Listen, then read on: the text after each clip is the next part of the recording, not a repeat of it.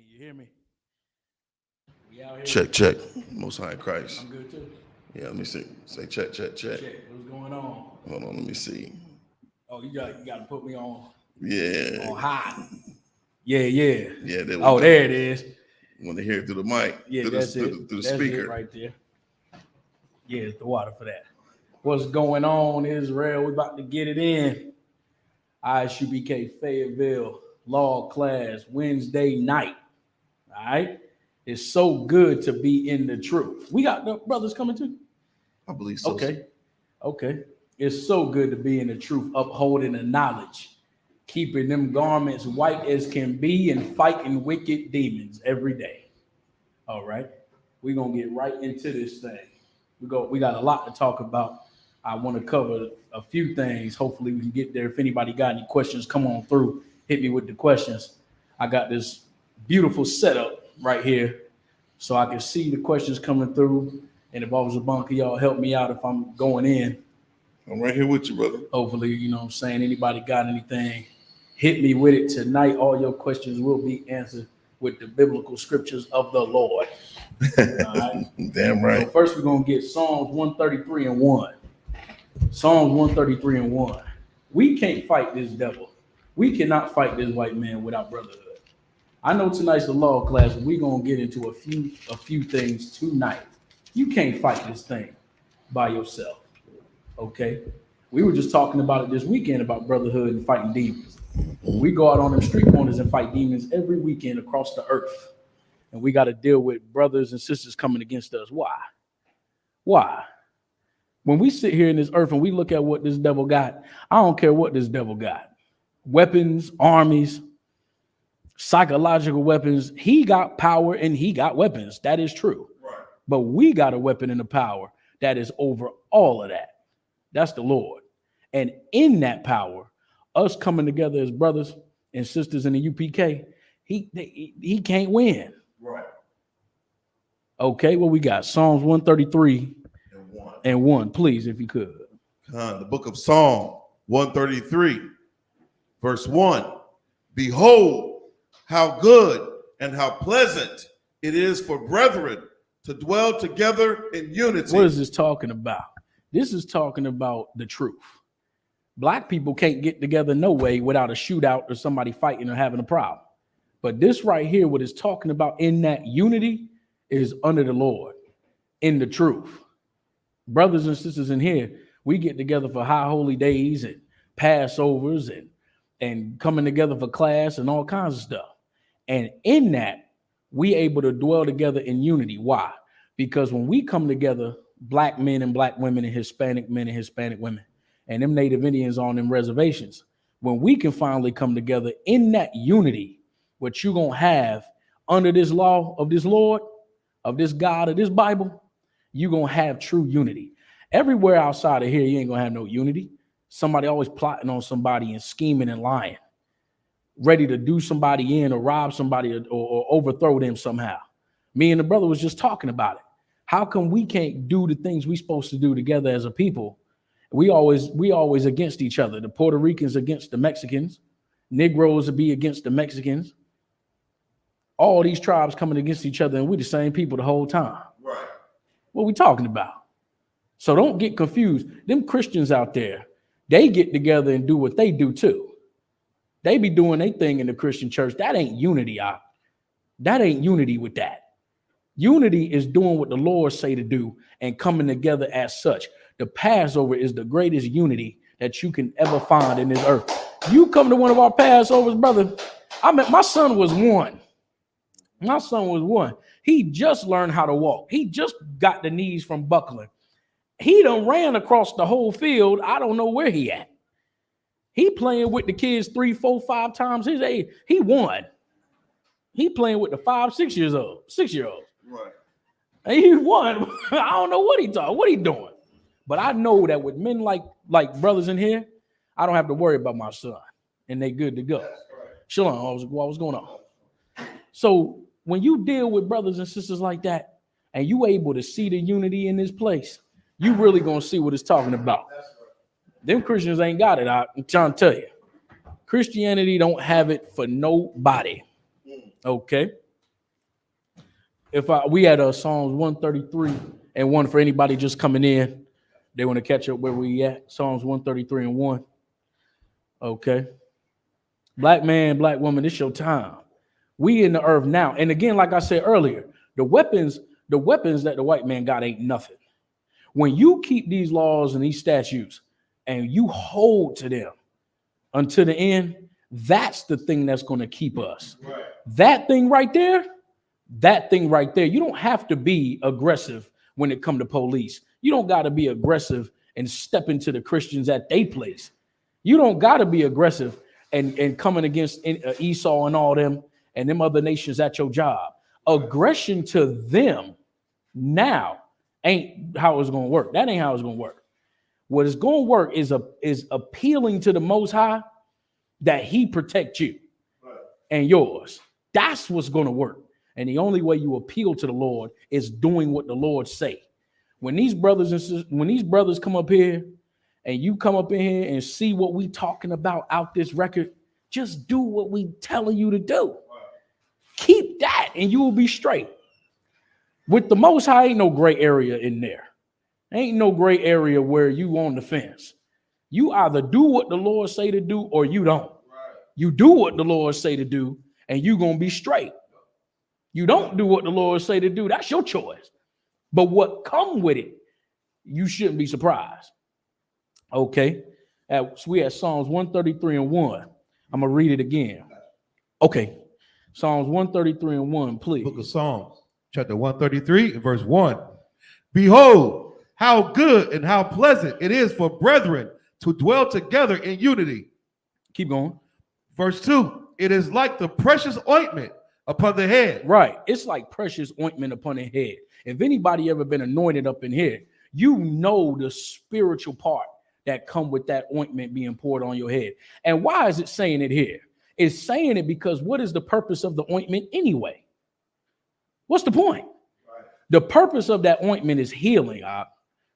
That healing, when you get your name and you become a new creature in Christ and you get that oil poured on your head, that's healing, man.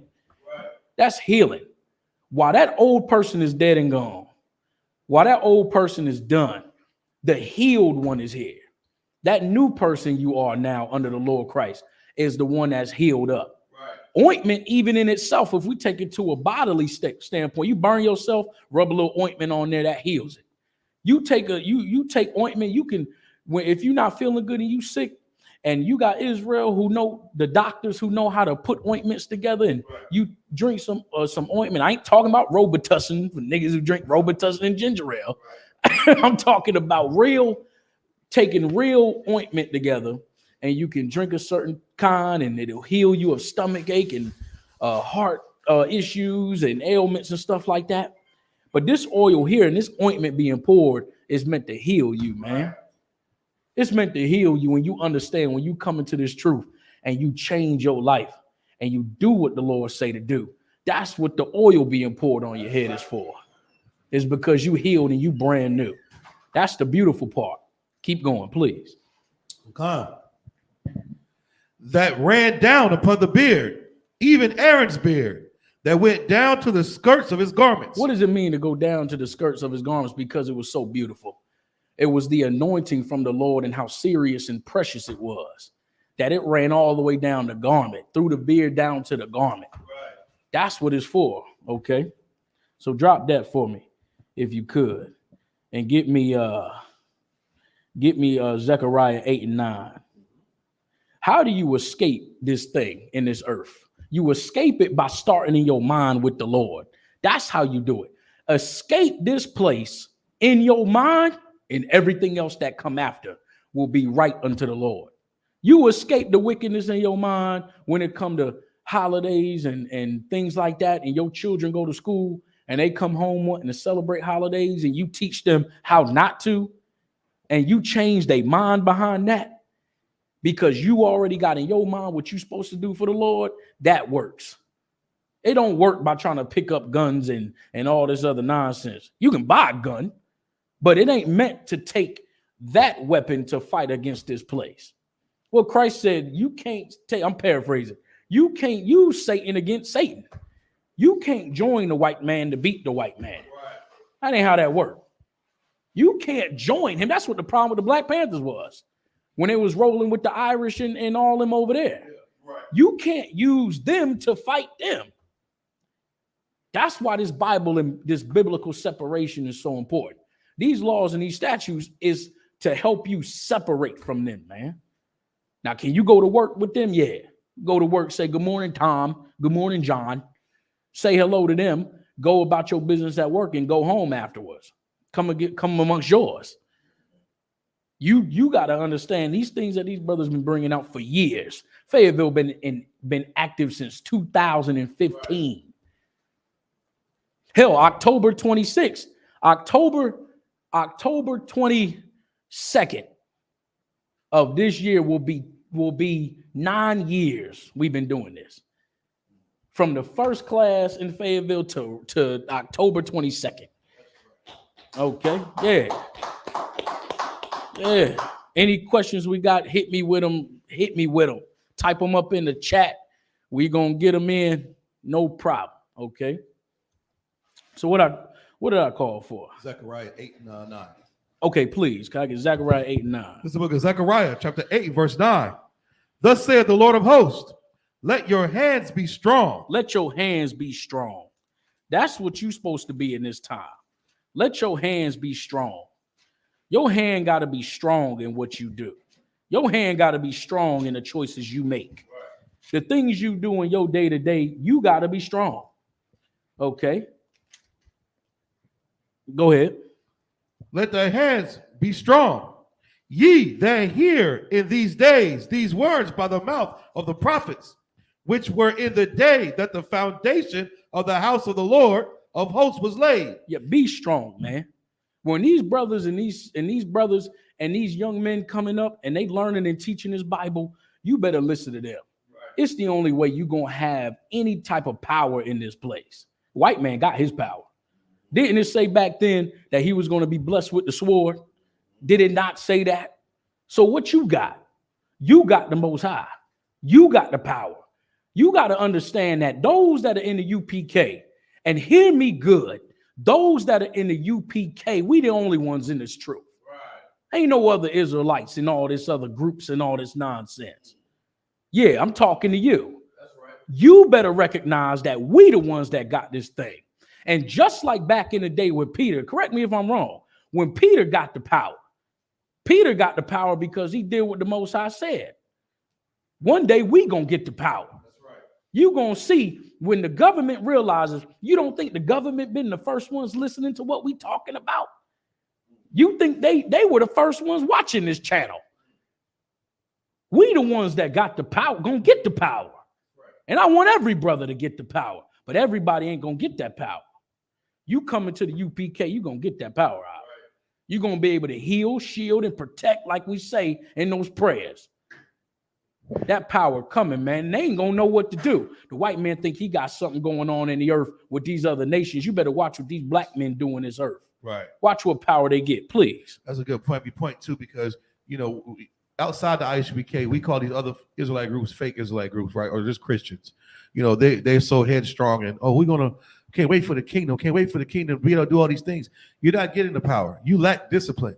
But with that kind of power comes with discipline and brotherhood. They don't even know how to render proper judgment, not in the Christian church nor in these groups. So why would you ever think that you would get any power that's handed to you from the Most High when on this earth right now in this time you lack brotherhood and judgment? You lack the judgment not to come into the I.S.U.P.K when you had the chance. So why would you rule over any nation or province? Why would you get any power when the little power or the opportunity you have right now, you don't seize it by joining Commander YAHANNA? You don't even follow orders. The last order given was for all camps to, join the I.S.U.P.K and the Commander YAHANNA. You still in some, sons are rolling thunder or some nonsense camp. Why the hell would you think you get any power? You wouldn't know what the hell to do with it. You lack discipline. You understand? So that's a heavy point. That's right. Damn right. All them other groups out there like he bringing out, they don't even listen to order and rules. We done the man that's been put in charge gave you an order. You don't want to listen to that. We got 19-year-olds calling themselves generals. What are we talking about? What are we talking about? Please come on with it. Monkey. this is a heavy class, heavy topic here. But to add on what the brother was saying, the kingdom of heaven is going to be a meritocracy under Christ. So it would behoove you to put your brick in now while you can. Yeah. And the definition of meritocracy is a government or the holding of power by people selected on the basis of their ability. Christ said, from the least to the greatest. That's what the kingdom of heaven. There's going to be a rank and order structure there. Thank you. You don't want order here on earth. Thank you. And you're gonna wait till Christ come to get order. Right. Salaki. Yeah. No, you good. No, he right. He 100. They both right. These the men dropping it on y'all every week. He right. So you're gonna wait till Christ come back when Christ ordained men now to put this thing in order, and you can't get right now. I know, like he said, if we ain't going off topic or nothing, we staying right on the point. But we ain't gonna get the power if you got 10 niggas over there, 20 over here, 5 over here. The Lord said one body. The Lord said one body, not 5, 6, 7 different bodies with 8 or 9 different leaders having different ideas and ideologies of what this Bible talking about. Right. Get me Psalms 37:1. This you niggas. This you wicked niggas. We're going to get into it all tonight. And it's only 7:33. We got time. This is the book of Psalms, chapter 37, and verse 1. Fret not thyself because of evildoers. Fret not thyself because of evildoers. What does it mean to fret not thyself? Meaning don't worry about it. Right. To fret means you worried and concerned and bothered. I ain't looking at the definition straight up. But to fret is like you concerned and bothered and worried about it. Why is the Bible saying fret not thyself because of evildoers? Why? Here's going to explain a lot of y'all's issues today and why what we say really burns your spirit. And it has to burn your spirit. Why? Because when we try to tell you the truth of the matter, you steady looking at everybody else. You looking at everybody with money. You looking at everybody with some type of position that you think is authority. That's why I'm telling you, when that time come where we get the power in this school, in this body, in this UPK, where the Lord is, you're going to see real power. The Lord going to put so much power out. You're going to see, did not Elijah have the power?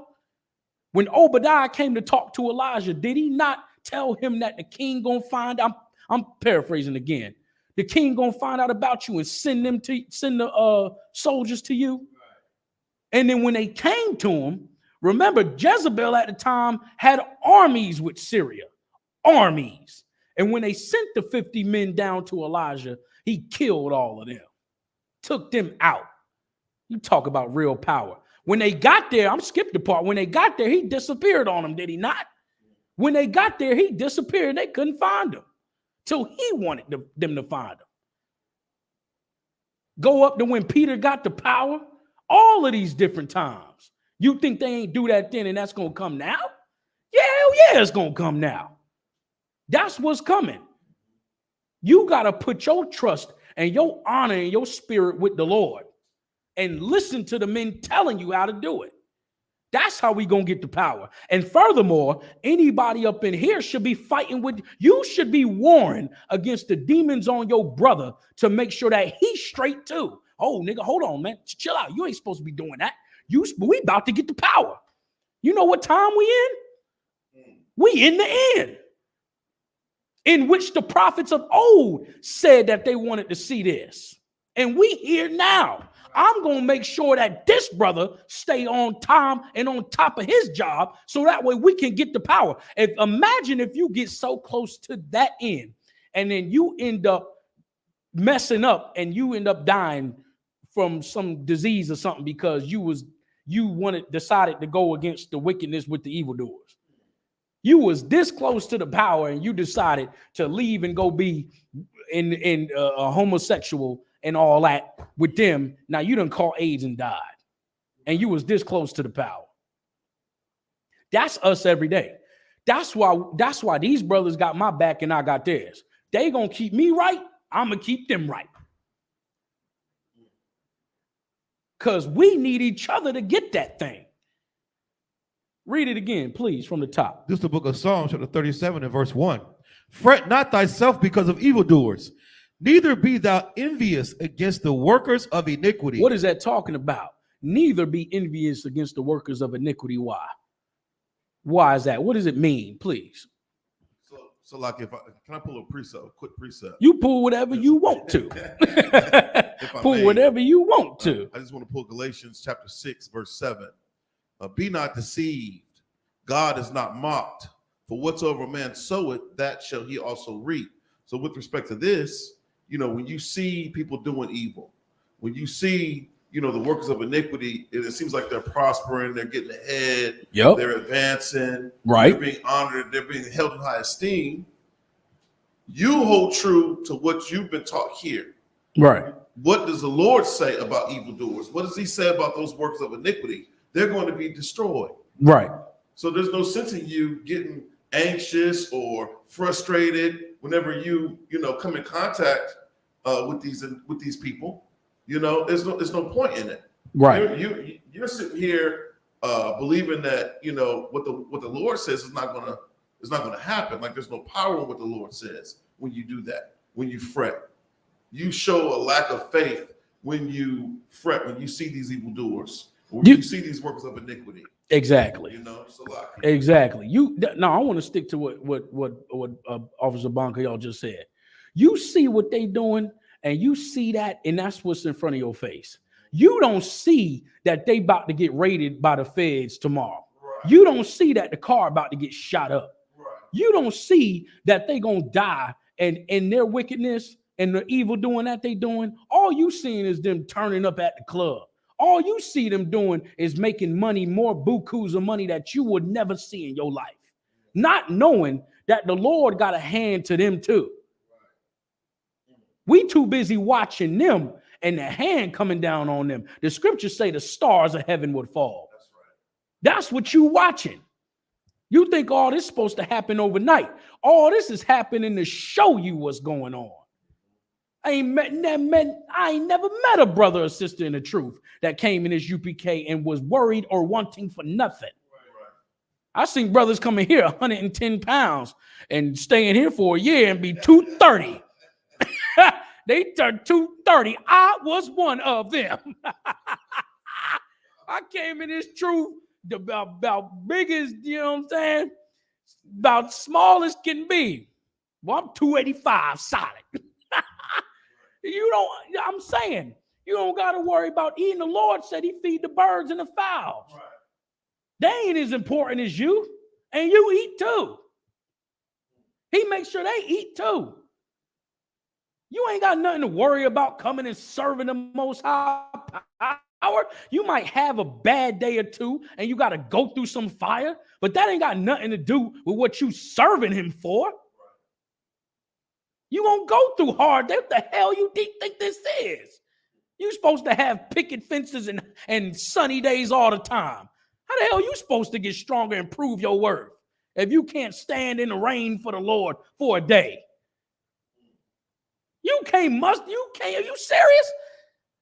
Anybody I know that left the Lord, anybody I know that turned their back on him, they dead now. Don't worry about what they doing. The money them drug dealers are making. Them women stripping in the strip club and what they doing. The hell with that. You might look at them now and think they doing something special and they living a great life. They fucked up in the mind. You know how much drugs them hoes got to take just to get on that pole lock? You know how much manipulation and pimping and game got to go on just for them to take their clothes off and do that? You think they doing that for fun and it worked for them? All the looking over the shoulder them drug dealers got to do? All the competition and niggas that want to kill them are there for? You think they living a good life, huh? We live a good life up in here. Lord, with us, brother, I go anywhere in the earth and be just fine. I go to any hood and I'm dapping up the best of them. We good. Why? Because the Lord is with the UPK. That's right. I ain't special. I don't mean nothing there, nothing.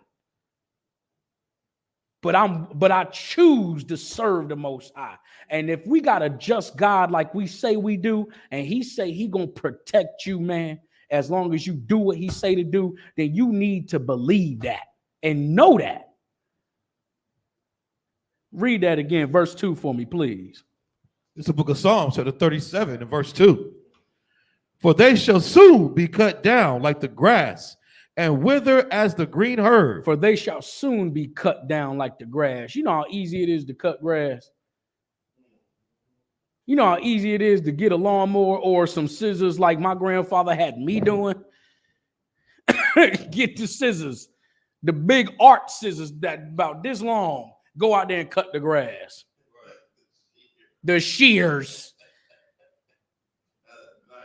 The 11-inch joints, go out there and cut the grass. Snip, snip, nigga. You think how easy it is? How easy do you think it is for the Lord to deal with the evildoers? Easy. But the mercy and the grace that he done put here gave you time to get it right. It's easy for the Lord. Easy. The Most High used one element to wipe out the earth. He used water and drowned the whole entire earth except 8 people. Now the Lord going to use another element called fire with the thermonuclear war. These are 2 elements we manipulate. We the ones pull water out the lakes and the oceans. We the ones that drink the water. We the ones that use water to wash our bodies in our cars. We the ones that put fire into gas and make heat. We the ones that put fire over a stove or under a stove to cook food. We manipulate these 2 elements. And the Most High used these 2 elements to destroy the earth. Or one to destroy it then and another one coming soon. We can't fathom the power that he could do, what he could do. And you worried about some dope dealing nigga and some hoe on a pole. Right. What are we talking about? Don't fret over what evildoers do. You watch them one day, they on top saying, take that. And next thing you know, they in prison. What you talking about? You think this devil don't know what he's doing? This devil got real power. And this devil not only got power, but power nigh unto the Egyptians. Right. This devil got power like they did back then. You thought the Egyptians ain't have power? The Egyptians, and I don't want to go too far, but I cannot hold it back. The Egyptians had power. They were doing business with all the nations next to them. Right. They was doing trade and all that. And had slavery with us, meaning we were the ones on the bottom in Egypt at that time, just like we on the bottom now. And America has reached that point where America and this white man can manipulate molecular structures in this place, just like the Egyptians could. Couldn't the Egyptians change the staff into a snake too? They could do it too. They had real power back then. And the Lord wiped them out and turned them into rubble too. Just like he gonna do here. Y'all better pay attention and watch what the Lord do. Y'all better pay attention and watch how the Most High get down. Don't fret what the evildoers do. They gonna be cut down like the grass also. That's what they gonna do, and they gonna be cut down just like them. Read on for me, please. Come. Verse 3. Trust in the Most High and do good. Wait. What did it say? Trust in the Most High. Trust in the Most High. Read on. And do good. And do good. What does it mean to do good?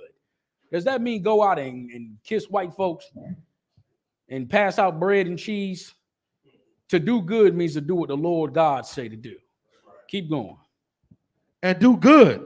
So shalt thou dwell in the land, and verily thou shalt be fed. Thou shalt be fed. Eating and having clothes on your back is the biggest thing. That right there, you eating and you got clothes on your back and a roof over your head, that's the deal right there. What is the joint? Be content with food and raiment. That's what you looking at. Worried about cars and big fancy houses and the money you ain't got and ain't never gonna get. And you got clothes and food on your back.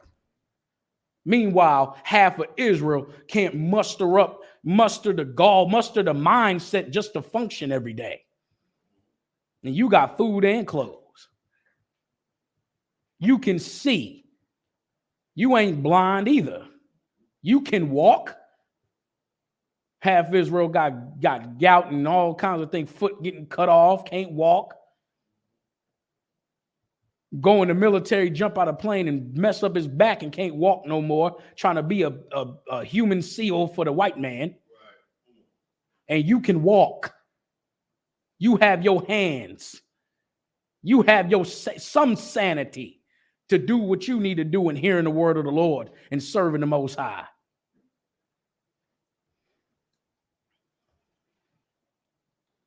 Drop that for me, please. Take me to Psalm 2 and 8.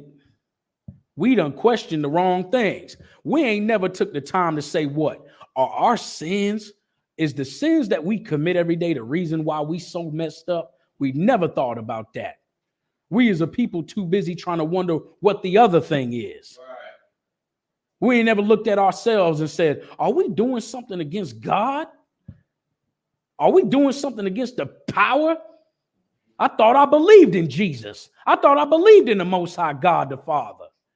Why are we going through this thing? Because what these brothers bringing out every day is what we going through and trying to fix it. And we remedying it little bit by little bit. But the more we do it, the more you take your time and learn what we're supposed to do. Just take your time. You within the sound of my voice, you hearing the voice of these brothers and these prophets here is the reason why. All of us done went through it. At one time, whether you 15 years old, 20 years old, 25, 30, 45, it don't matter. Whatever age you was once, you was scrolling through YouTube or you was walking through the street, came across this joint, and you done went through all your Egyptology videos. You done went through all your Jehovah's Witness videos. You done went through all your Christianity videos. You done went through all the weed smoking with videos with the rappers and all that. And you somehow came across your feed of some Hebrew Israelite thing, and you clicked on that joint and started hearing the words of God.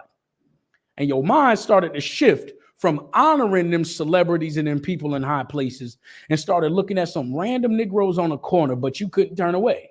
Right. You took your ass to the slave and got off the slave and turned that YouTube back on to find them same niggas. Right. And you done came across them again and then started hearing more stuff about this Bible. Then you took another day and opened the Bible and read along.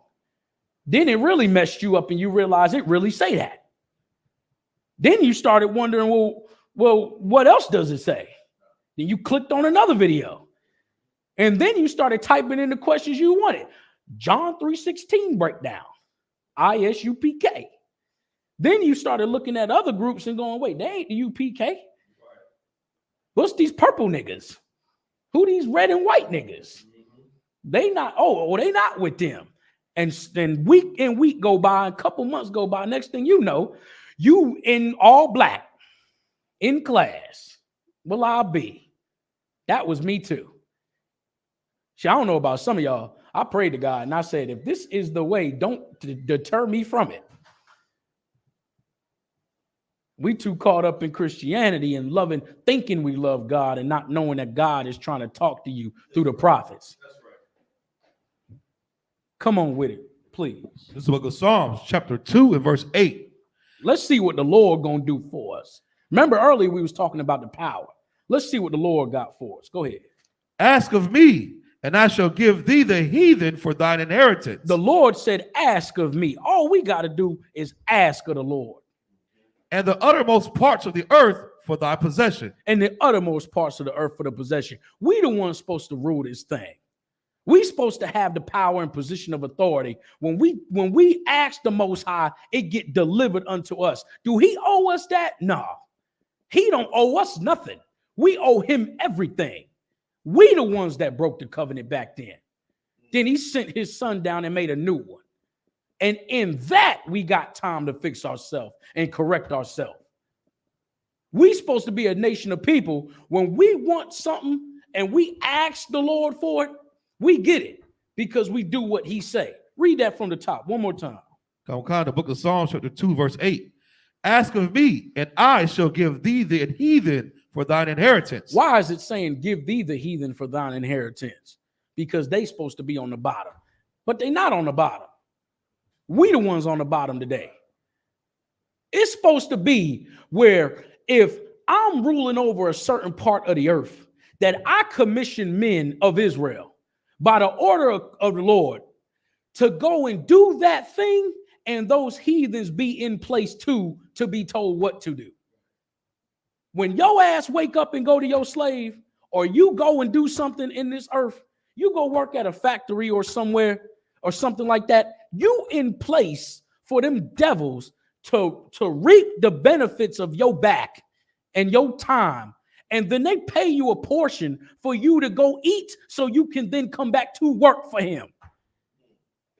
Because he's the one running the plant, factory, job, business that you going to.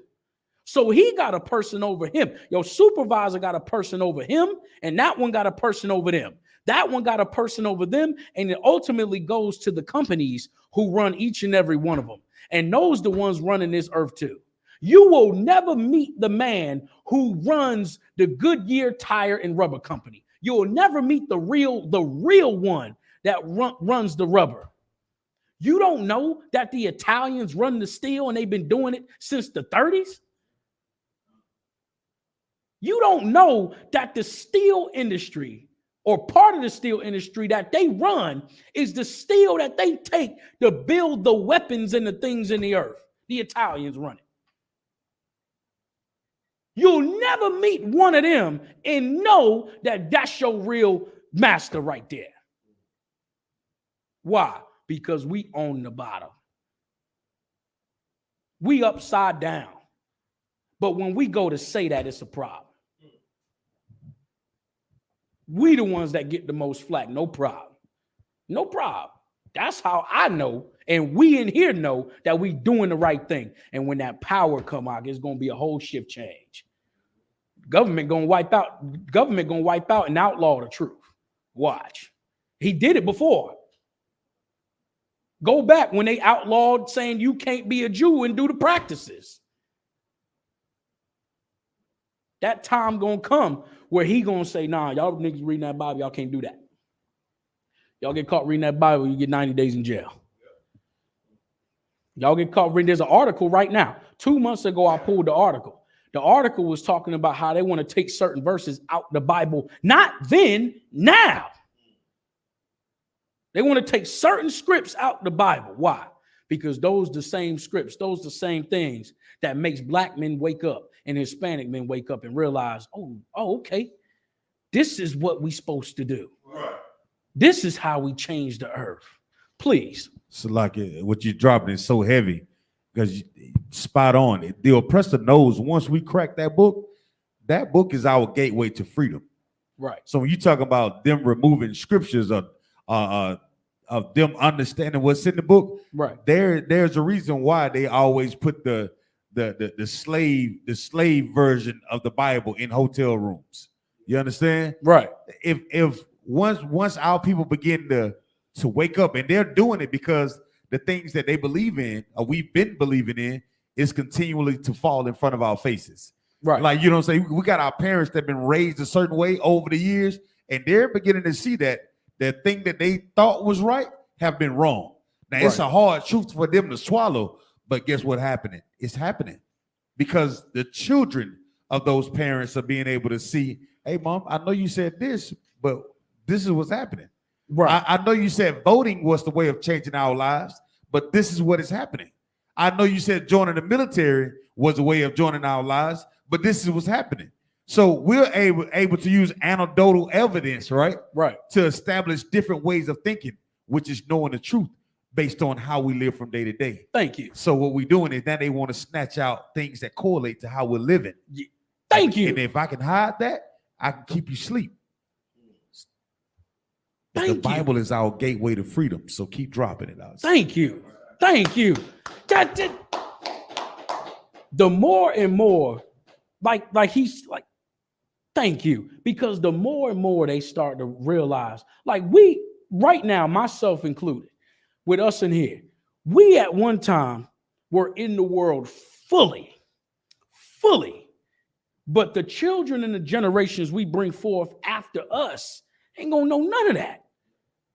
None of what? No, none of what? The worldly stuff, Christmas trees and Thanksgiving. I remember Officer Zion told me his son years ago came running in the house, Turkey Day.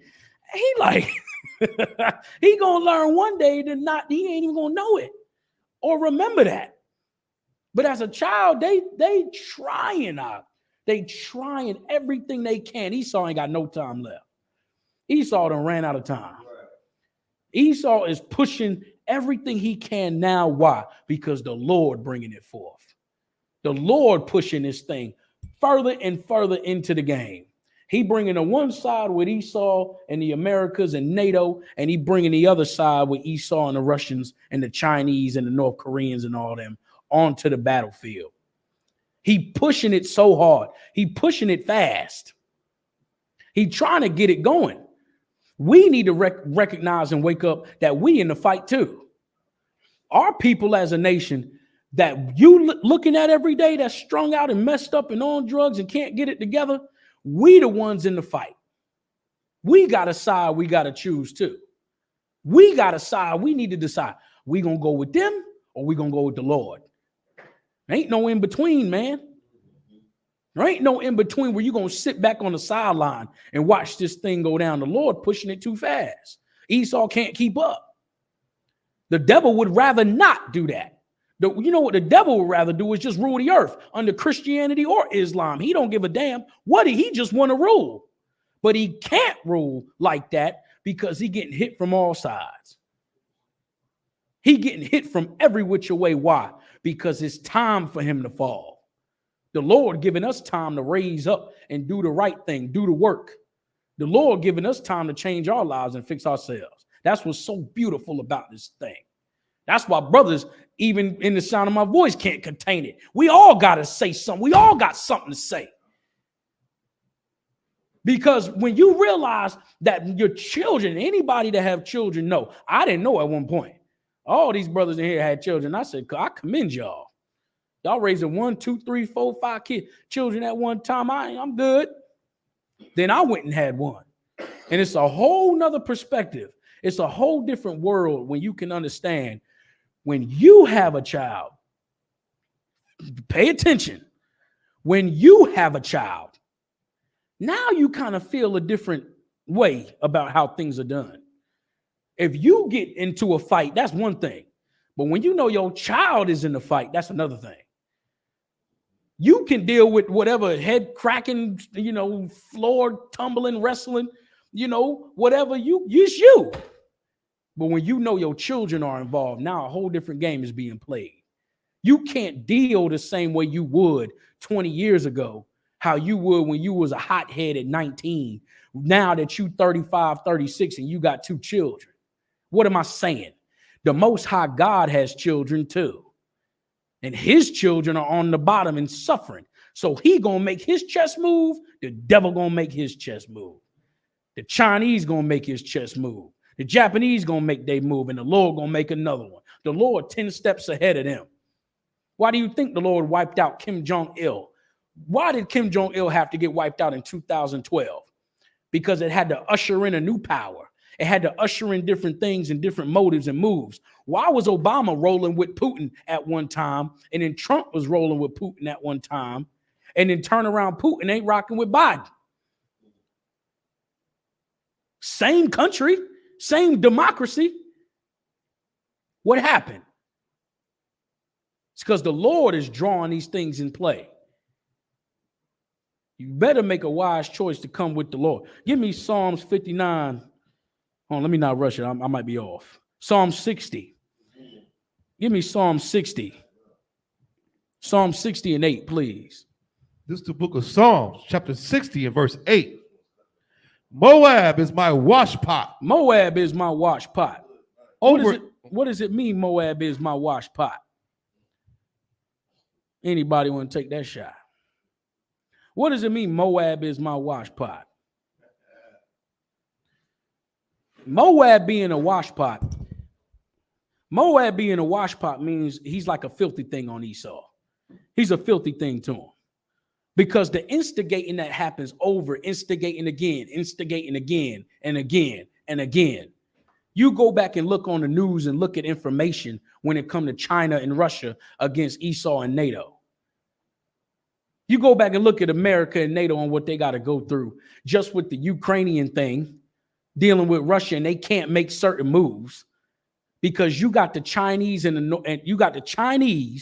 the Russians working together. Moab being the wash pot is instigating over and over and over and over again. Keep going. Come on. Verse 9. Moab is my wash pot. Over Edom will I cast out thy shoe. What does it mean to cast out the shoe? Cast out my shoe. What does it mean to cast out my shoe? What is it? What is that term? What is that saying? What is that? To cast out your shoe. It's like to cast out your shoe is like what Arabs do, or like your Latina grandmother. When they throw the shoe out of anger, they're just that mad. When they cast out their shoe because they're that mad, is a thing that is saying the Lord's gonna, in his anger, is gonna do. That's please. Right. And that's because I remember when George Bush was in office, he was explaining something about the bomb that went off in the Middle East of America's parole, and one of them damn Arabs took his shoes and threw it. He dodged the joint. They throw shoes in there. That's their way of I'm this mad. Right. That's the Lord saying, read it again, please. Psalms chapter 60 and verse 8. Moab is my wash pot.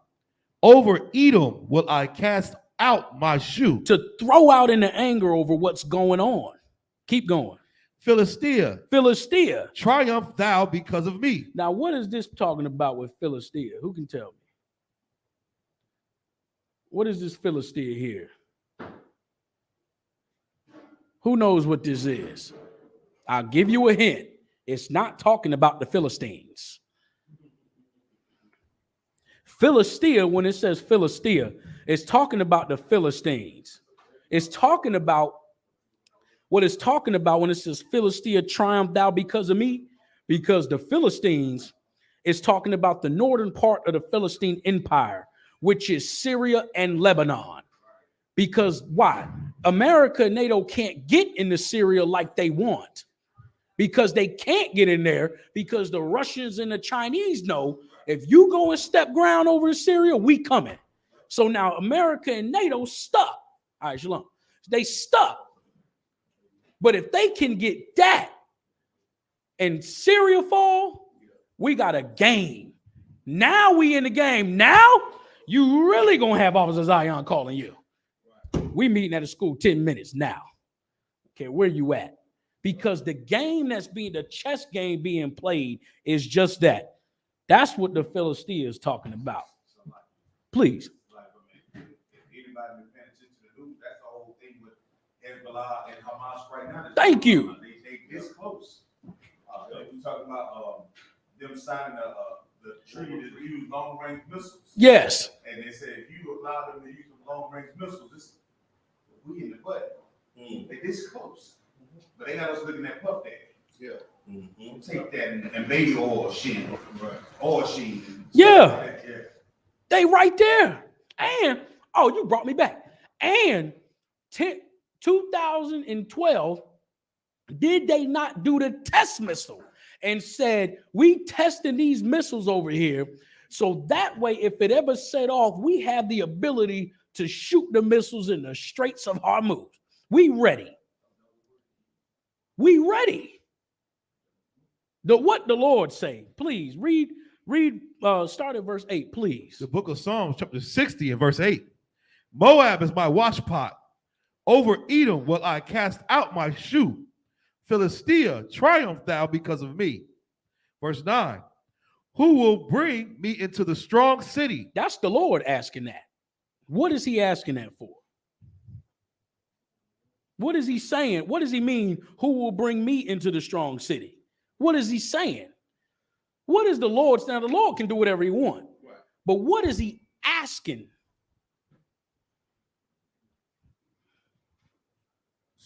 Salaka, the Lord is basically telling Israel to get right in a sense. You know what I mean? Because when we get right, then he gonna come into play. Salaka. Yeah, but with verse 8, what is he asking in 9? When you read 8, what's 9 the question for? The question is together with 9. I mean, the question in 9 is together with 8. Verse 8, one more time, please. Moab is my washpot. Psalm chapter 60 and verse 8. Moab is my washpot. Over Edom will I cast out my shoe. Philistia, triumph thou because of me. Verse 9. Who will bring me into the strong city? Who will lead me into Edom? What is he asking? It's like who else wants to wear Hollywood code? He's not really asking. It's like how black people talk. In the sense, like, who gonna be the one? Who gonna push the button? Who's gonna be the one to who's the who? Yep. And who gonna be the one to do it? Who gonna be the one to do it? Which one of y'all? I'm asking you, who's the who and who gonna be the one to do it? The who the one to stir it up? When he says, who will bring me into the strong city? Who will lead me to Edom? Oh, lead me into Edom. Oh, we're prayers. Read verse 8 again. It's right there. Oh, Slakia, Philistia, and Moab is my Thank you. Moab is the one. Moab is instigating. Right. Instigating. That's China, and North Korea. Yes. Yeah, North Korea. So with that building up of instigating, when a nigga pushing you, the Lord saying, who gonna bring me to Edom? Who gonna bring me in a strong city? Who will lead me to Edom? Why? Because they pushing, and then guess what? The Lord gonna step in and say, got y'all. Right. Now we all battling for what? For my gold and my diamonds and my treasure that y'all took from me. And that's when we get delivered. He building the battle. He building this side up over here, and he building up NATO over here, and building up Russia and China and all them over here. He building up Esau more and more and gathering them together for the war. That's why he can't play the game right. The white man can't play the right game. We too busy trying to play the game of bills. Damn, I gotta do overtime to pay my car. Oh shit, I gotta use my money for this just to pay that. I gotta do the problems we got are fixed by this record here. What Esau and Moab and them going through is otherworldly. Who will bring me into the strong city? That's why he followed it up. Who will lead me into Edom? You got to think about who the Lord got to deal with. That's the Lord asking. He gonna use what? Moab to strengthen them so they can get more powerful because they on the other side. So when he said, who will lead me to Edom? That's who he want. The Lord don't want you to go pick up a weapon and pick up a gun and go hand to hand fighting the white man. There ain't no glory for him in that. Right. The Lord want all the glory. The Lord want what? What does the Lord want in this fight? Why? I'll ask you a question.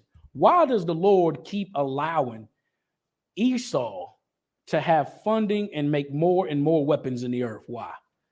Planes, missiles, NASA. Why does the Lord allow the white man to get all this power, all this so-called glory, all this on high, they never cut the budget. You go look at Neil deGrasse Tyson's ass, wondering why he won't fund the budget for NASA, but funds the military orders and the contracts. The white man wants a weapon. He wants to develop a weapon powerful enough to fight Christ.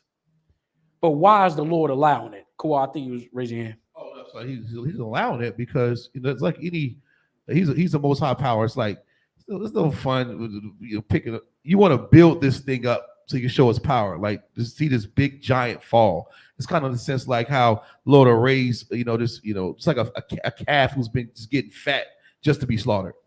Like, so like these fake Israelite groups. The Lord gonna get you, he gonna let you get nice and purple. Nice, real millions of Africans and all that just to crush you. Right. It's like just like he did in Egypt. We built them treasure cities.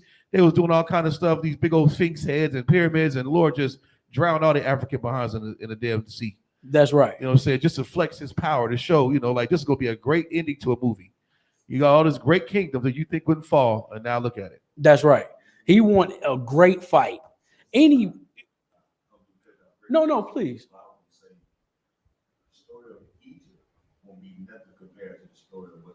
The story that Officer Zion said, the story of Egypt won't be nothing compared to the story of America being destroyed.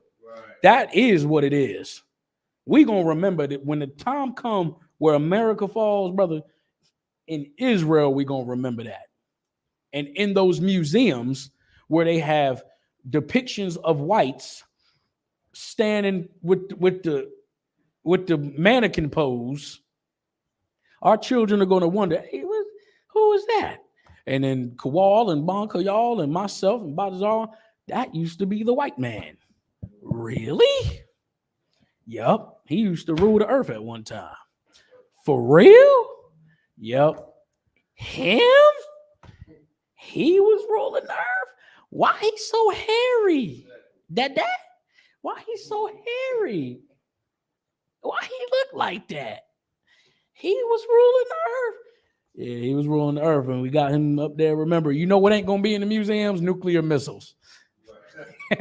Nuclear missiles ain't gonna be in the museums for us to ponder, because that time gonna come where the Lord gonna use them nuclear missiles to destroy this devil. Come on. Salakia, that's heavy. I got you. I got you next. I can't help but to think. So when you're speaking of Moab, you pretty much likened the abundance of the Asians, to follow after, I guess, Moab or China.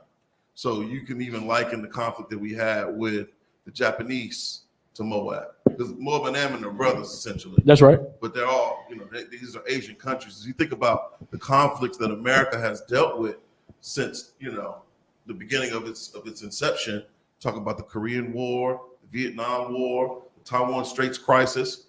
We can even look at the pandemic. That began in the wet markets of Wuhan province. That's right. So as far as Moab being a washpot, good night. The Lord is literally using them to, correct the so-called Edomites or the so-called white society. Yes. Salakia. You too are. That's right. That's right. Because these other nations gonna learn. These other nations look at you like garbage. But the Lord is the one trying to tell you, hey, you the one. The Lord's saying, do what you need to do by me. Do what you need to do by me. And I'll protect you in what I'm about to do to them. Show me that you rolling with me. And in showing me that you rolling with me, I'm going to protect you and give you the power. And that power is going to be delegated by the Lord. Don't think that power. Read verse 12, please. In 60 and 12. This is the book of Psalm, chapter 60 and verse 12. Through the Most High, we shall do violently, Slacky. You're right. Valiantly, for he is, Slacky, right from the top. Through the Most High, we shall do valiantly, for he it is that shall tread down our enemies. Come on. What are we talking about? It ain't you. You ain't gonna do it. You ain't gonna pick up no gun and go fight this devil. The Lord want to do it for you. Brother, I think you was going to say something about Zarwan. You was going to bring something out. I saw you raise your hand. I was just going to bring out a precept. Okay, what you got? Malachi, referring to why the Lord is, the Lord building up these nations, allowing them to be over us in the manner that they're in. Okay, Malachi what? Malachi 1 and 6. Okay, Salakia. It says, no, Salakia, 1 and, it's really 1 Malachi 1 and what? It's really 1 and 3, but 1 and 3 through Malachi 5, 1 and 3 through 5, but verse 4 is where it's at. So I'll keep it short. It says, whereas Edom saith, we are impoverished, but we will return and build the desolate places. Thus saith the Lord of hosts, they shall build, but I will throw down, and they shall call them the border of wickedness, and the people against whom the Lord hath indignated forever. Verse 5. Indignation. Indignation forever. That's And right. Verse 5. And your eyes shall see, and ye shall say, the Lord will be magnified from the border of Israel. That's right. You know what I mean? The Lord built him up so that he can show you, like, basically, like, show you what he can do. Yes. To magnify himself. Shalom. No, you're right. And that's what the Lord did with Egypt. The Lord did that with Egypt, and look at Egypt now. Niggas want to go back to Egypt so damn bad. What the hell you want to go back there for? Ain't nothing but Cheeto bags and Newports in Egypt now. And you want to go to Egypt. You know what you should go to Egypt for? Go see where your people was at enslaved. Sure. Go see the history. And bring your black ass home. You think Egypt was something special and they ain't ruling nothing. Egypt ain't ruling a damn thing. America here now trying to rule and run and operate. Man, this empire is over with.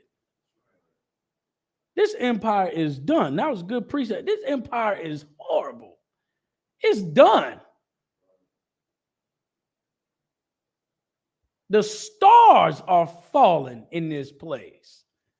You think you're going to do something in this place and be better off? You better off serving the Most High. Any questions online, come on with them. We answering all the questions tonight. Okay. Where was we at? 12. That was 12, right? 16, 12. The last one you just read was 12. Okay. I just want to make sure I was where I was at. All right. So take me over. Let's go ahead and get ourselves together. Give me James 1 and 22. James 1 and 22. This thing we doing here, we trying to get it together. All you got to do is serve the Lord. That's your only job in this earth. The whole duty of man is what? To keep the law. That's all we got to do. We can sit back and watch the empire fall as long as we do what the Most High say to do. That's beautiful, man. I don't want to, me personally, I don't want to fight no whole nation. Well, I don't want to pick up no gun and go have to fight the nations myself. The fuck? Wait a minute. So I'm supposed to load up my AR-15 with the 30 round and put on Teflon and go fight against the people. They gave me the gun. When I went to go buy the gun, the devil telling me what papers to fill out. Ain't no paper being filled out to serve the Lord.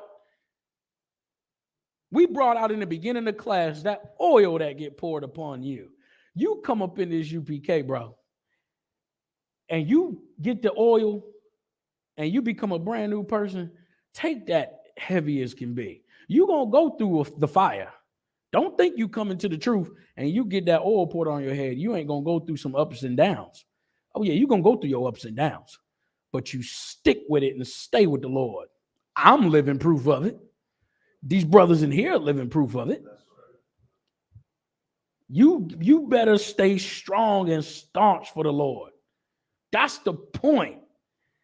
The biblical law class. Now, I don't know I don't went over here and I done talked about this over here, but the point is you doing what you need to do for the Lord. Right. It's about the Lord. That's why the Lord want to deliver you from the hand of this devil. He want to be the one that said, look what I did for you.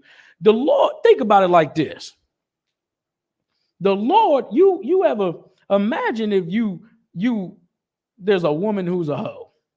Done had sex with everybody in the neighborhood. And this sister or this woman is with a man. And this woman being with this man, they walking in the grocery store. Now, she done had sex with everybody in a 10-mile radius. Now, this man is walking with this woman in the grocery store, down the aisle, picking up bread and shit and tomato sauce. And now, this sister getting a beef with another man. Now, the man that she with, he got to defend her to this dude. But deep down in his heart, he knows she a hoe. But the conflict in his mind is, I know she this way, but I got to defend her because she is now my woman. That's the Most High trying to deliver us because we've been a hoe as a people. And the Lord, at least we could have the decency to give the Lord a decent woman, but we done been hoed out so much that the Most High still want to fight for us. And in that fight, we got to turn from being the hoe to being righteous again. Right. And in that glory, man, you're going to see what? You're going to see that when we change and fix ourselves as a people, we will get that power. That's right. And the Most High going to deliver us. I can't wait for it. I'm looking forward to that power. And in that power, I know I'm being a little long-winded here. In that power, you're going to see that it ain't us. Them other Israelite groups want the power so they can be nasty. So they can be hoes and have sex with white women. That's what they want the power for. They want the power for their own lust and their own gain and authority. We want the power. Why? So we can do the work of the Lord. So we can clean and fix up Israel. That's what we want the power for. That's what we fighting for. And like I said earlier, the brothers going to look out for each other. The brothers, I'm going to make sure this brother's straight, and he going to make sure I'm straight. Because I don't want him to start falling short. Whoa, brother. You need to stay on point. We about to get the power. We at the end. That's what we're here for, okay? Right. So where was I at? What did I last pull? Where was I at? I'm sorry. James 1 and 22, the water. James 1 and 22. Let me catch up. Let me get there first. Get over there to James 1 and 22.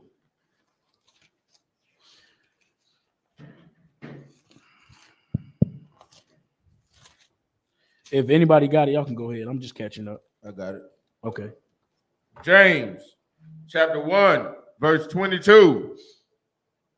But be ye doers of the word, and not hearers only, deceiving your own selves. But be ye doers of the word and not hearers only, deceiving your own selves. Why? Because you got to do what the Lord say to do. Right. Everything we done brought out tonight all comes down to you doing what you need to do so the Lord can do what he trying to do. The Lord ain't going, what sense would it make if the Lord going to put his hand forth to deliver you and then you not doing what you're supposed to do? It don't make sense. If you got a child at school who's not being productive in school and doing what he need to do, doing the right thing, what sense would it make for your parent to come to defend you when the teachers and all the superintendents and them are saying your child ain't doing right? What sense would it make for the parent to come to defend their child when their child's acting a fool? But if the child is acting a fool and then they get it together, and then now the parent can come and defend the child in that system, then yeah, we can work with that. We got something to work with. Then we can build that thing and correct the other issues going on round about. The Most High is trying to correct the issues round about the children of Israel, but the children of Israel need to correct themselves too. All right. That was it on 22. Go to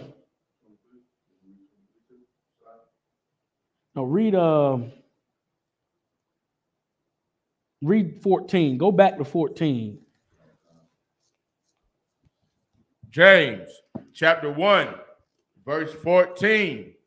But every man is tempted when he is drawn away of his own lust and enticed. But every man is tempted when he is drawn away of his own lust and enticed. That's what we were saying earlier in the beginning. Don't be so caught up in what evildoers are doing. Don't be drawn away in what Satan's trying to use to get you. When you come to class and you check in online and you do what you're supposed to do, hold that. When you go outside of these doors and you go home and you alone and by yourself, keep the integrity. And if you fallen and Satan's coming to you, you better call a brother. Ain't no shame in that. You think we ain't heard every which way a man has gone up and down in this earth in destruction? Brothers used to call me having problems with pornography, smoking weed, smoking cigarettes, all kinds of shit. You think we don't know how to deal with that? You think we came from nothing? Don't let Satan run you like that. Read on. A little faster, please. Because we at 8:30. Then when the lust have conceived, it bringeth forth sin. And sin, when it is finished, bringeth forth death. What's that talking about? What does it mean then when lust have conceived, it bringeth forth sin? What is this talking about? It's talking about you as an Israelite person, you as a man or woman, Satan gonna come to you. Satan gonna try to get you with the things that you was once doing. Satan gonna try to get you to get high again. And when he coming to you to push you and tempt you and entice you, you don't do it, you beat Satan. When you don't go for it, you win. When you as a woman, when that nigga hit you up on Facebook and that nigga talking all them smooth words that used to get you back in the day, but now you a brand new woman in Christ, and Satan used that man to come and get you to have sex with him again or go deal with him again, and you fight that thing and you talk to your husband you got now, or you call up your camp leader, or you call up another sister and you be honest. You be honest and say, sis, or Salakia, sir, or talk to your Lord or your husband and say, I'm going through something right now, and be real with it. Did this nigga hit me up on Facebook, or this nigga hit me up, that I ain't do nothing. I didn't message him. He hit me up, and Satan fucking with me, trying to get me to go deal with this man. Satan trying to get in any capacity, then that man that you with gonna help you fight your demons. That camp leader that you call, that you up under, gonna help you fight them demons. You call a sister or a sister that's a mother, like a mother unto you, she gonna contact who she need to contact. But don't try to war it. Why? Because when it says, then when lust have conceived, it bringeth forth sin. Because let's say you don't contact that brother or contact that sister or contact your camp leader, or you try to war that thing on your own and you go forth to conceive that weed smoke you want to do. You go forth to conceive the unlawful sex you want to do, and you go forth and conceive it, and you do that thing. Then it says, and sin, when it is finished, bringeth forth death. Satan gonna tempt you. You don't come into the truth and Satan go away. Satan want to bring them demons back for you to turn against the Lord. That's the fight. So we done brought out talking about the other nations and the Lord dealing with the other nations and your battle and your fight too. That's what we dealing with. Israel got to deal with every angle we can. Man, woman, child, Satan, the Most High, Christ, the Most High and Christ, brothers and sisters alike, children, your slave at your job. All of these things coming together, all of these things you got to fight is what you put in your best hand forward for, your best foot forward. So that way you can get the kingdom, man. So you can be delivered by the Lord. And when Christ cracked the sky, we gonna be the ones to rule.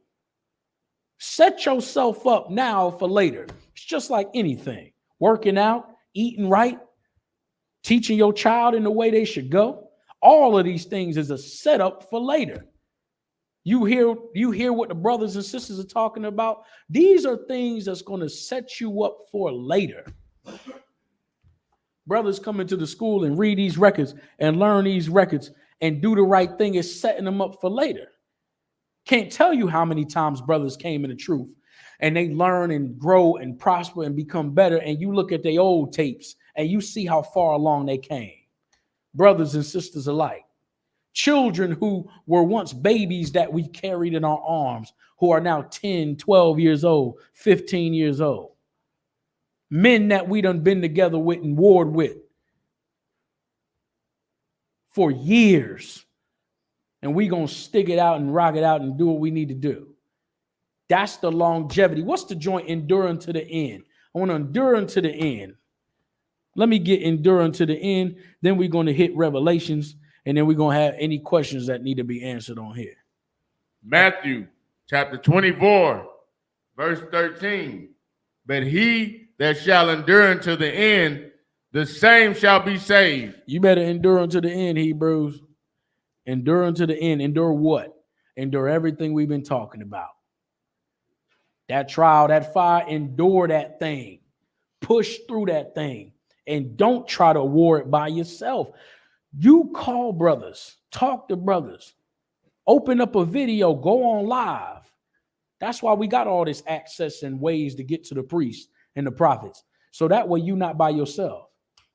I'll tell you a personal one. I was fighting Satan last night, warring with Satan, back and forth, back and forth, back and forth. Me, I just opened up Cap Tazariak joint when he went live with the Tony Harvin. That helped me. I just watched that. Help me fight Satan.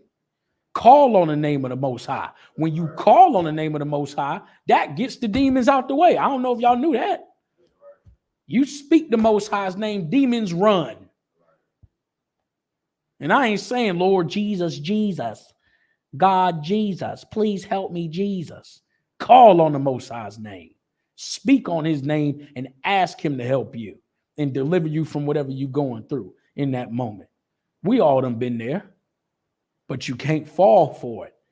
The trial that you going through and the fight that you taking when Satan come to tempt you to sin against the Lord, you got to use your weapons against them demons. You have to use them weapons, man, that we giving you. Okay, these brothers here talk to me more than I could ever imagine and remind me of days of old. And by days of old, I mean in the last 6-7 years. And they remind me of times I forgot. I done forgot more times with these brothers than I remember. Because we done built this thing. 1969, baby, and we keep going. That's right. All right. We got any, where was we at? 15? Read verse 16, please. James 1 and 16. James chapter 1, verse 16. Do not err, my beloved brethren. Why is it saying, do not err, my beloved brethren? Don't fall. Don't go to the wayside. Don't turn against the thing that brought life to you. Satan trying you out is beautiful because you have a chance to fight back. You got a chance to show him, nigga, you ain't going to get me. You ain't going to get me to turn against the Lord. You thought that I came from this wickedness of selling drugs and getting high and popping hoes to go back? Where the joint the dog returned to his folly? It's in the Apocrypha. Let me get that joint. Let me get where a dog returns to his folly. Anybody got that joint? Any questions online, hit me with them. Go ahead. If you got it, come on. I think it's in Proverbs. No, and it's in the Apocrypha, I believe. Well, what you got in Proverbs? The vomit. What you got in Proverbs, though? Proverbs is I want the one Kowal just said, though. But that's Proverbs chapter 26, verse 11. All right. As the dog returneth to his vomit, so a fool returneth to his folly. What is that talking about? What is that talking about? Read it one more time so they can hear you. Right. Salakia. Proverbs Because it's chapter what it 26, means. verse 11. As a dog returneth to his vomit, so a fool returneth to his folly. Have y'all ever seen a dog eat his own vomit? When I first got my dog, his name is Pinto Bean. He's like 78 now. But man, I first saw that. I was like, what are you doing? He had threw up. He done threw up in the backyard. I said, oh, he getting it out. You know what I'm saying? Okay, yeah, all right. Then he started eating it. He started, and he looking at me like, what's the problem? I said, please stop. Please stop eating what are you doing? I had to learn that this is what dogs do. But you don't get rid of the vial and you throw it up and get it out of you. When you get rid of getting high and you stop being a stripper, you women stop stripping in strip clubs and OnlyFans, and you brothers stop being drug dealers, and you put away eating pork and eating shrimp and crab and lobster, that's you throwing it up and getting rid of it. You are taking that sickness up out of you and you getting it out. That's right. You wouldn't go then and eat the vomit you just threw up like a dog does. But for you to go back to your wickedness is like a dog. It's like what the scriptures say. Read it again. Proverbs chapter 26, verse 11. As a dog returneth to his vomit, so a fool returneth to his folly. Right. A fool gonna go back to what he do, like a dog does eating the vomit. You wouldn't do that. But a fool gonna go back to that thing. Don't do that. Don't go back to that. Okay. The water for that. Because there's something in the that's Proverbs for sure, but there's something in the Apocrypha I was looking for. Oh, you said you got it? I know what you're talking about. Okay. Okay. Any questions in the room before we go on? You sure? Okay. Anything? I didn't know if anybody had anything off topic, on topic, online. Look like online's chilling. Anybody online, if y'all got any questions, man, this Bible too big not to have no questions. It don't matter what it is. I know I ain't nobody, but I can answer your questions for sure. Okay. Let's carry over to give me a second. Let me see if I got what I had over. Bear with me 1 second. Okay.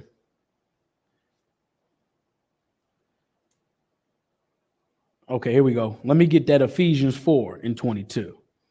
Ephesians 4:22. Whoever get there first, we in there.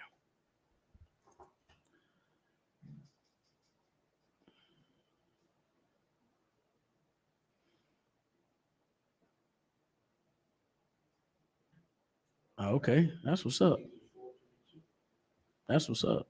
Go ahead, Kawhi. You good? Well, we chilling. This is the book of Ephesians, chapter 4, verse 22. Yes. That ye put off concerning the former conversation, the old man. This is an issue I've always had with coming into school. Not with the school, but issues I've had with brothers and sisters coming in, and they want to. Forgive me, I'm looking at this screen over here. Yeah, they want to come into school and talk about themselves in the past. You come into the UPK and you change your life and you become a new man or woman. I don't want to hear shit about what you did in the past. I don't want to hear nothing about the hoes you was popping and the drugs you was selling. I don't care about that weak ass nigga. I don't care about that whore. I don't want to hear about what you used to do and who you used to rock with. Ain't nothing to glorify in that. Who was you supposed to be in that? You won't nobody in it. Nigga, you wasn't selling nothing. You was not nobody selling nothing. You won't nobody. You wasn't the baddest, but you was not Black China. That won't you. You was not the biggest hoe. That won't you. Who you used to roll with, it ain't nobody. That's why we read back in Psalm, fret not what evildoers do. You want to glorify what the old man? Why you talking about the old man? What you? Oh, Kabaka, y'all. I know why. You want to be the old man.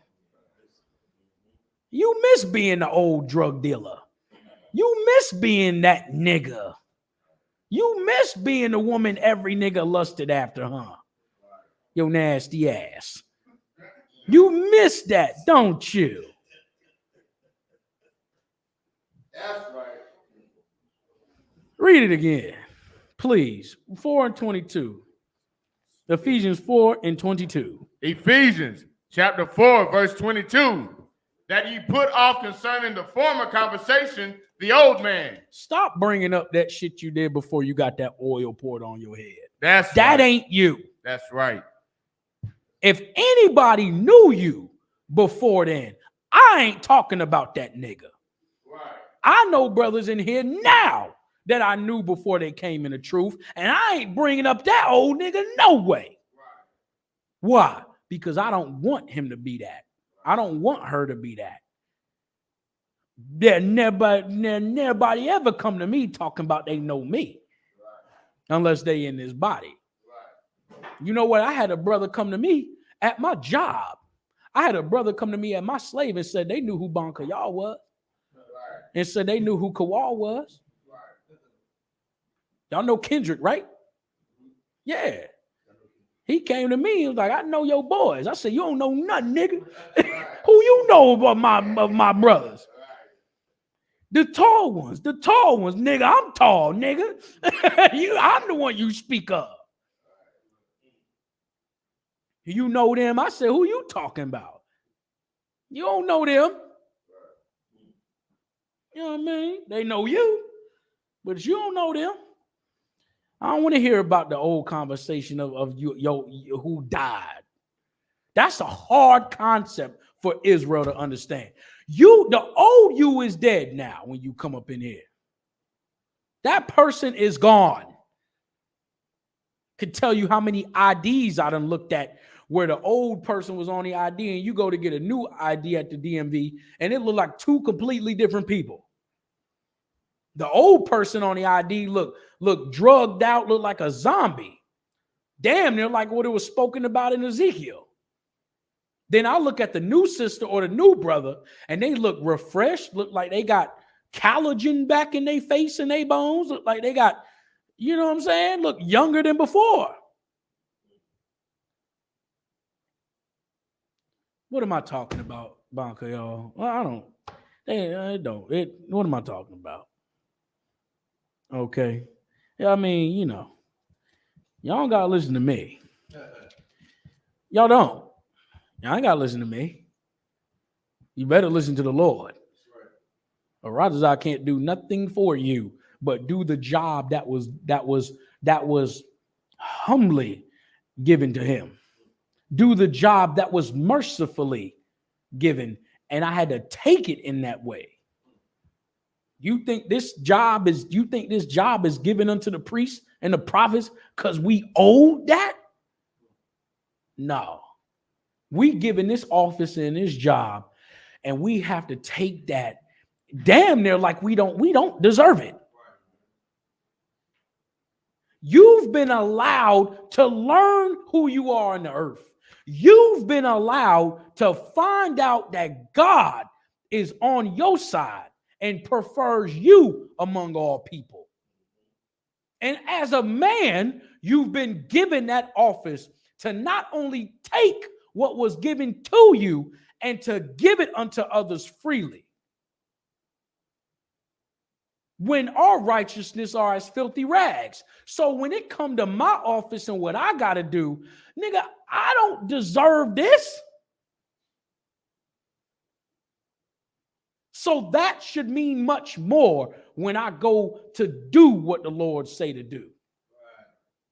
Because I don't deserve it.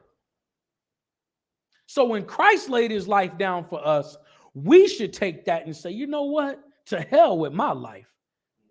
When I wanted to go do this and go be that, This man laid his life down for me. Christ was the first creation from the Most High. He ain't none of that. The power that is shouldn't even have to deal with this nonsense. Why you got to deal with the people who don't want to listen to the Most High? In that love for that right there should be the reason why we sit back and say, you know what? I'm not going to do the things against the Lord. I have every reason to do it for the Most High. You know what I'm saying? So where we at? What was that? Ephesians? Keep going in Ephesians. Ephesians chapter 4, verse 22. That ye put off concerning the former conversation the old man, which is corrupt according to the deceitful lust. Which is corrupt to the deceitful lust. Because Satan's going to try everything in his power to get you to go back to that. Satan going to try to take what you think is and go back. Everything that was beautiful to you. There may have been some woman you was with that was just everything to you. Best sex, had money, only was down for you. Wanted you to be with her all the time, but you had to go to camp. You had to go to camp and you was worried about the hoe going and getting somebody else. She wanted your time, but you decided I'm going to give my time to the Lord. Why go back on that? Why go back on it? All that time you done spent classes, camps, high holy days, studying the record, taking notes. Why go back on that? Why revert from that? You done put years in. Like the brother told me, you ain't got that skin in the game. I didn't know what he meant by that. I was like, huh? Whatever it sound right. You ain't got the skin in the game, bro. You done laid your life on the line at camp every weekend. Brothers with anxiety popping up, and they still standing out there worried, anxious, don't know what's going on, and standing strong anyway. The brother just told me last night, I couldn't tell he had anxiety. I thought we was having fun. I thought camp ain't never been a job for real, like a burden. The burden was light. I love out, man. We out there standing and, hey, brother, you need a water? Okay, cool. Hey, brother, go change posts with that brother over there. Hey, brother, you about to read. Hey, you up next. Ain't no job. What I mean is, you know, when they say you never work a day in your life if you're doing what you love to do. That's what I'm saying. It's a job being a priest in private, but I'm saying the burden of it. Okay, read on. 24, right? It's like a 23. Oh, you still in 23? Yes. Okay. If could you finish 23 and read through 24? Ephesians chapter 4, verse 23. And be renewed in the spirit of your mind. Verse 24.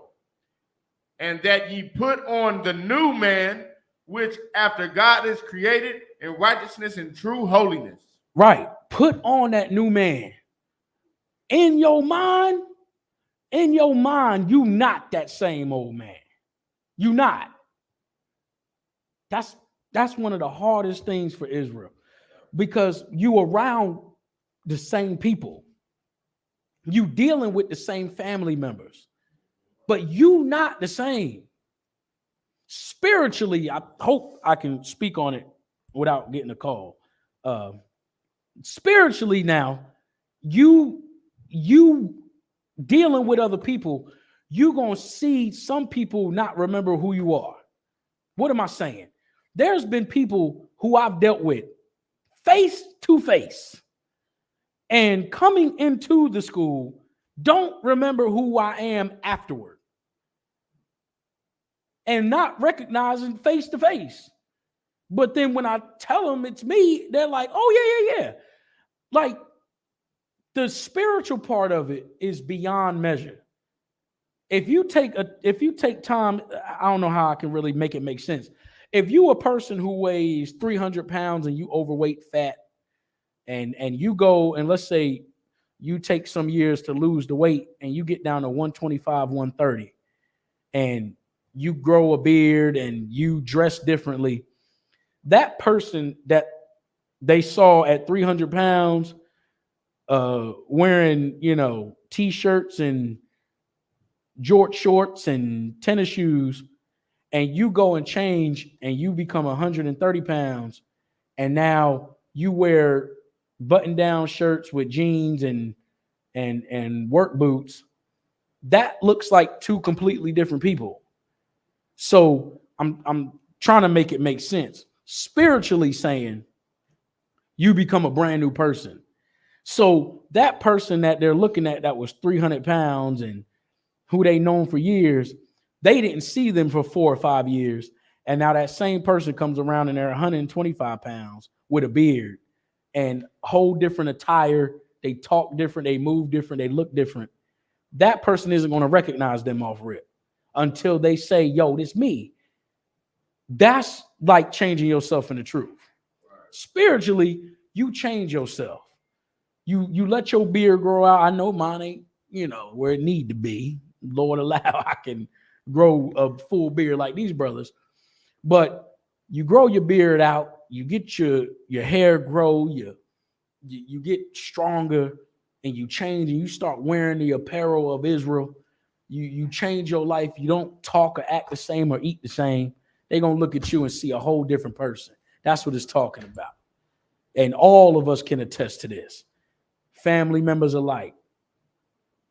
Okay, read on. Okay. Verse 24. Verse 25. Oh, that you just finished 24? Okay. Okay, no problem. Take me to 2 Timothy 2 and 15, and we're going to close out with any questions or any other information we can roll. This is going to be the last script right here. 2 Timothy 2 and 15.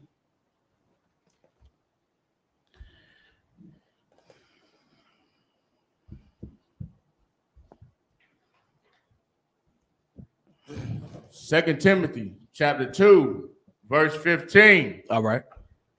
Study to shew thyself approved unto God. What does it mean to study to show thyself approved unto the Most High? What does this mean? Please. It means study to show yourself approved by the Lord. Like What is an example? A man putting in the work to become the priest and officer he needs and wants to be. What does it mean to put in the work to become a priest and officer? Like in your time, like you study, you don't know anything unless you study. But what does that mean? You want to be approved by God, you got to put in the work. What does it mean to put in the work? Putting in the work is learning these law, statutes, and commandments and doing so.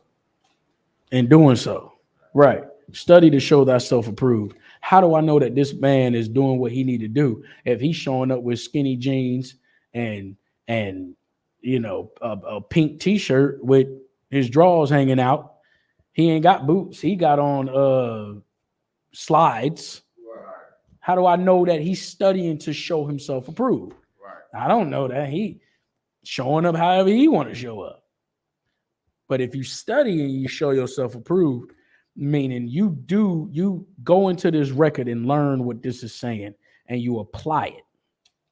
I remember Captain Saga Ward said a couple years back, we was hanging out at the house and he was like, I talked to him for maybe 4 hours straight and he was just giving me game like I ain't never had.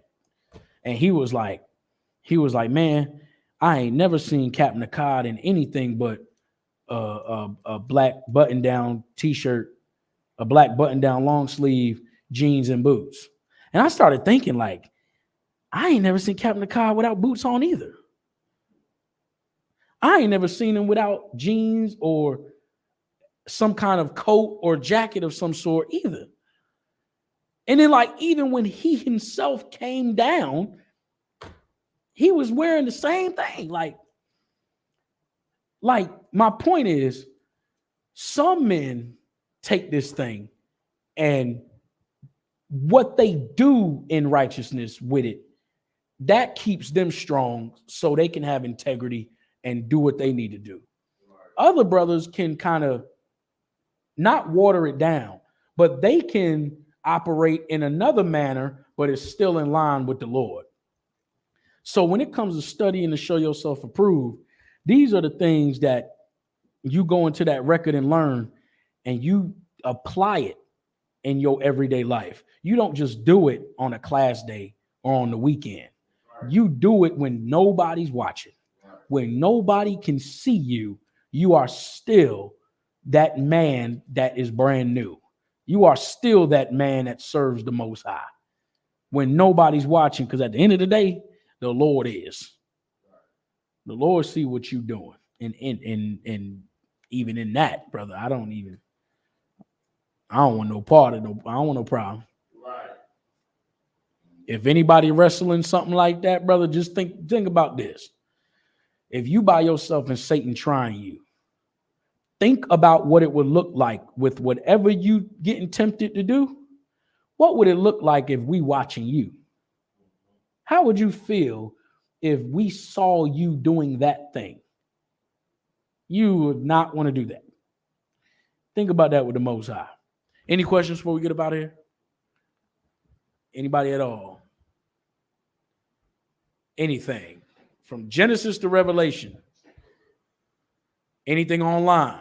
Anybody online? Y'all got any questions? Hit me with them. We still got a few minutes. Whatever questions, throw it in the chat now. We're going to get it. Going to get a whole breakdown. I'll give a minute or two for it.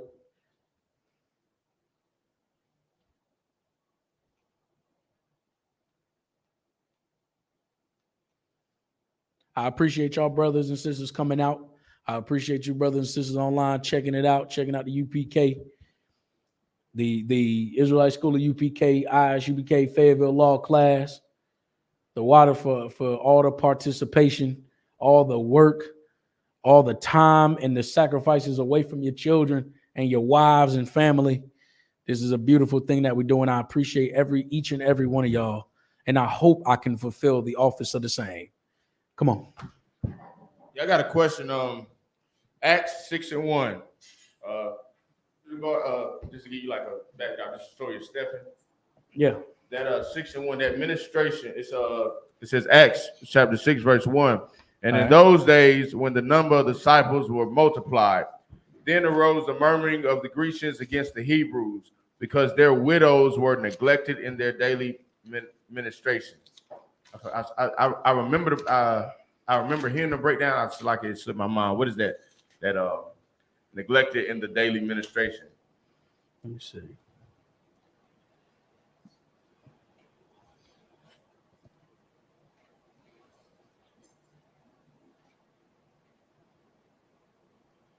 Right, Shalaki. Go ahead. No, I was saying, might got to read chapter 5 if we don't know it right offhand. Shalaki, sir. Acts what now? Acts 6:1. 6:1.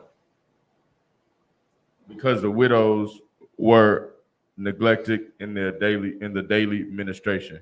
You want to know why it's saying because their widows were neglected in the daily ministration? Right. If you can break down just one for me. The widows were neglected.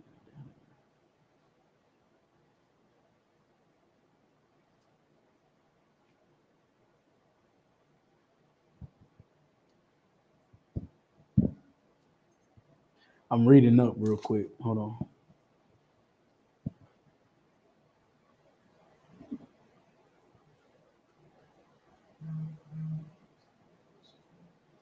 This was about the apostles choosing. Right. And they chose after they chose. Now that they're going out to do the work. But I want that breakdown on one. I don't want to break it down and say it looks like it's leading from what I'm reading after and before going towards what the men were doing. Right. Kind of. That's what I was saying. Like,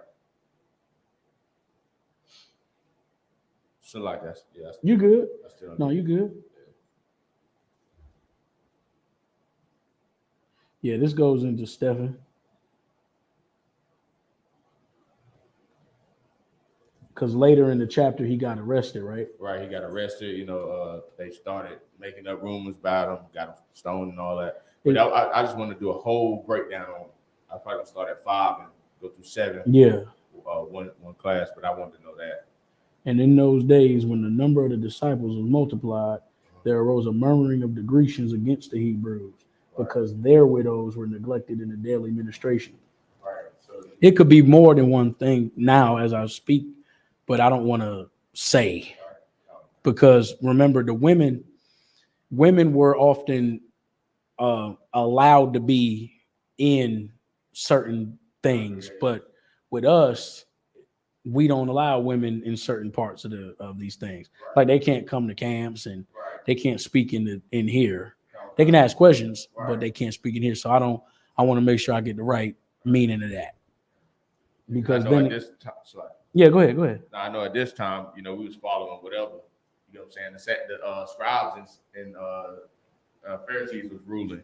So they teaching how they teaching. That's why the disciples were sitting in the first place. Right. So that's what I'm saying. Like, was it because our women were doing it wrong?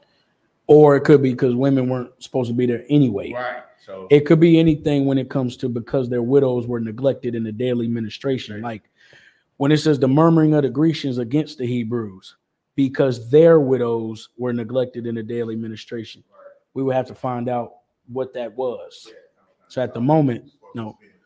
As far as the Grecians to the Hebrews and what the ministration was, and the widows of those Grecians, and why they couldn't, or why were neglected in that. Just like if we go to camp council, ain't no women there. Anything could fall in there. I don't want to speak and just say, oh, it's this, but it's concerning the placement of them. I know that the placement of where they at in relation to, like when we have minor council Thursday, ain't no women gonna be there. So it'll just have to be as to who is talking about.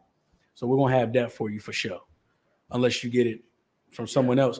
But we're gonna have it next class because it's brought up here. So we'll have Acts 6 and 1 for sure. All right.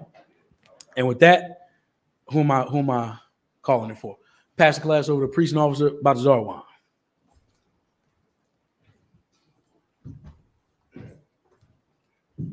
Shalom, priest and officer Batazarwan at I.S.U.P.K. These are security announcements.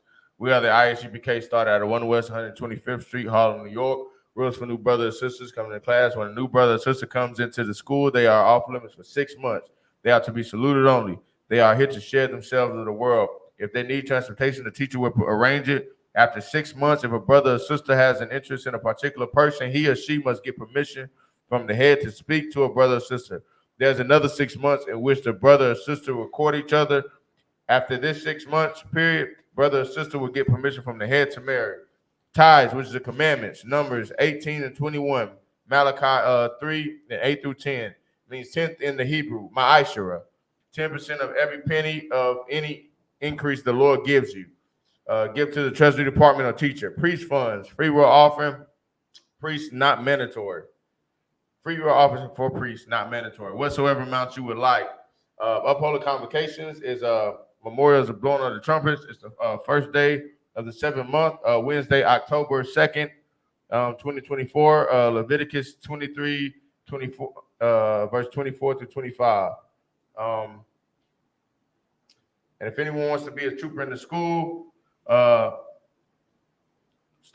begin wearing our black boots, shirt, pants, headband, and scarf. And with that, Shawah, Panya, Kodam. Good. Men of Israel, we're going to give one courtesy salute to the teachers. Men of Israel, Amajim Shabbat, Amajim, Barak, Yabashim Shabbat Thumb. Get on top. We're going to turn and give one courtesy salute to the sisters. Men